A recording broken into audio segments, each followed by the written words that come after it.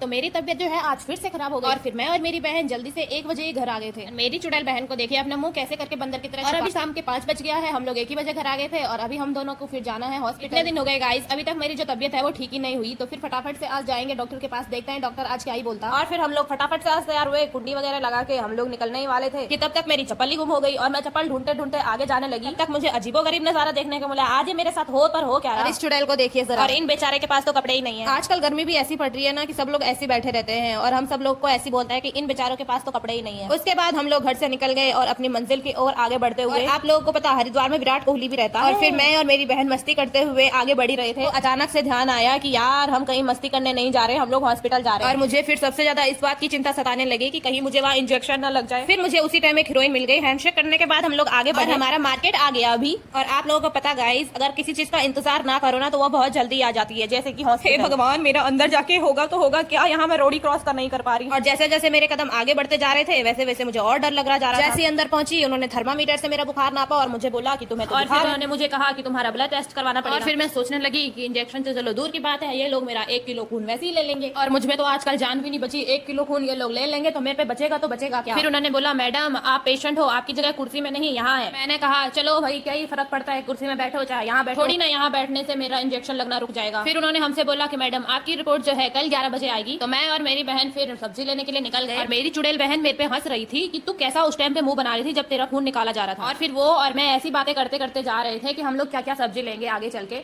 और मुझे तो एक ही डर लग रहा था कि मेरी रिपोर्ट में कल क्या ही निकलेगा। और ये सोचते सोचते हम लोग भूल भी गए कि हमें एटीएम से पैसे भी निकालने थे। फिर हम लोग वहां से घूम के आए और फिर एटीएम से हमने पैसे निकाले। और ये लड़की जो है पिन ही भूल गई कि एटीएम का पिन था तो था क्या आखिर। वो तो अच्छा है मेरे जैसे इंटेलिजेंट लड़की इसके साथ है, वरना इसका पता नहीं क्या होता। और आज ना पूरा मार्केट ही बंद पड़ा हुआ था, बस एक ये ट्रक था और इस ट्रक में लोगों ने सब्जी रखा था तो हम यहीं से सब्जी लेना शुरू हमने कर दिया। बाकी तो कहीं भी सब्जी का दुकान नहीं दिख रहा था। और यहाँ ना केले और कद्दू के अलावा और कोई भी ढंग की सब्जी नहीं थी। जैसे तैसे करके हमने ले लिया सब्जी। उसके बाद हमें रोल खाने का मन होने लगा और मैं और मेरी बहन जो है रोल खाने के लिए बैठ गई। हम लोग ऐसी ऐसी बातें कर रहे थे ना कि हमें बहुत ही ज्यादा हंसी आ रहा था। और आस पास में जितने बाराती मतलब जितने भी लोग बैठे हुए थे वो सब हमें देख रहे थे घूर घूर के। फिर हम लोगों ने सोचा थोड़ा पानी पूरी खाते हैं, सोचा था 20 की खाएंगे लेकिन 10 की भी नहीं खा पाए ढंग से। फिर घर आते ही मैंने लाइट चालू किया और ये चुड़ैल जो है पहले से ही खड़ी